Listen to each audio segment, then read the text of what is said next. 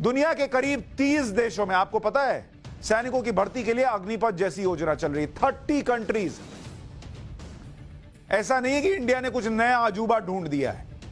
और बड़े बड़े सुपर पावर ऐसी अग्निपथ जैसी योजना चला रहे हैं जिसमें 4 साल या इससे भी कम समय के लिए सैनिकों की भर्ती होती है। सबसे पहले अमेरिका की बात करते हैं, जिसके पास दुनिया की सबसे ताकतवर सेना है। यहां सैनिकों की भर्ती 4 साल के लिए होती है। इसके बाद 4 साल के लिए रिजर्व ड्यूटी होती है। किसी युद्ध या इमरजेंसी की स्थिति में इन्हें ड्यूटी पर बुलाया जा सकता है। अगर अमेरिकी सैनिक 20 साल तक सेना में ड्यूटी करते हैं तो उन्हें पेंशन मिलती है। 20 साल से कम ड्यूटी पर सिर्फ भत्ता दिया जाता है। अमेरिका के बाद रूस के पास दुनिया की दूसरी सबसे ताकतवर सेना है। यहां 18 से 27 साल के हर नागरिक के लिए आर्मी ट्रेनिंग अनिवार्य है। सैनिकों को 8 महीने से 12 महीने की ट्रेनिंग दी जाती है। इसके बाद बेस्ट सैनिकों को यूनिट में भेज दिया जाता है। जो बच जाते हैं वो ट्रेनिंग खत्म के बाद सेना के बाहर दूसरे काम कर सकते हैं। युद्ध की स्थिति में ऐसे ट्रेंड सैनिकों को आर्मी यूनिट्स ड्यूटी पर बुला सकती है। भारत के पड़ोसी देश चीन, उसके पास दुनिया की सबसे बड़ी सेना है।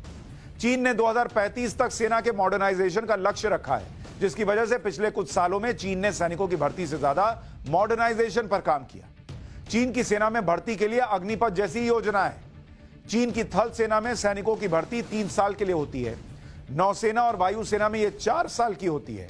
सैनिक ज्यादा से ज्यादा 12 साल तक सेना में सक्रिय सेवा दे सकते हैं। यूरोप में फ्रांस के पास सबसे ज्यादा सैनिक हैं।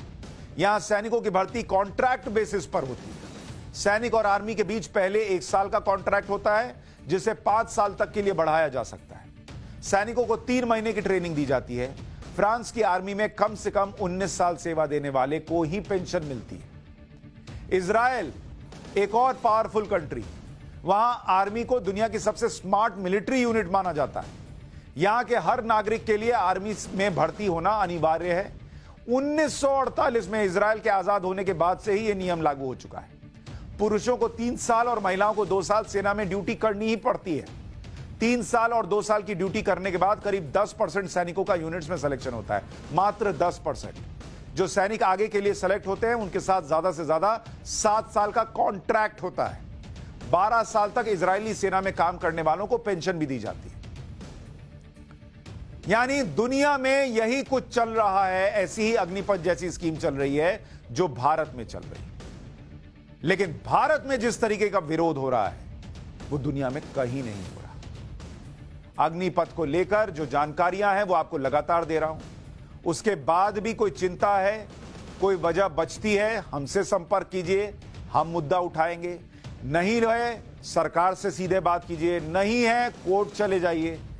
लेकिन जो लोग इस देश में आग लगाना चाहते हैं, आग लगाने मरने मारने के लिए आपको भड़का रहे हैं, उनसे दूर रहिए। क्योंकि वो आपके छात्रों के कंधे पर बंदूक रखकर देश पर चला रहे हैं, अपनी पॉलिटिक्स चमका रहे हैं। सैनिक आग नहीं लगाता, सैनिक आग बुझाता है।